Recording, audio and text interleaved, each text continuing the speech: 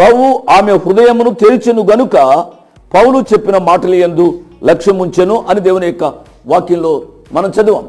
అనగా ప్రియులరా, వాక్యం వినడం ఒక ఎత్తు, వాక్యాన్ని జీవితానికి అన్వయం చేసుకోవడం మరొక ఎత్తు కదూ. అనేక పర్యాలు వాక్యాన్ని వింటాం, వాక్యాన్ని చెప్పిన వారిని మెచ్చుకుంటాం, కానీ ఆ వాక్యాన్ని జీవితంలోనికి తీసుకోం, వాక్యాన్ని జీవితానికి అన్వయం చేసుకోం. ప్రియులరా, నేను మనవి చేస్తున్నాను, ఈమె తూయితేర పట్టణస్తురాలు, ధనికురాలు, ఏ బిజినెస్ ఉమెన్.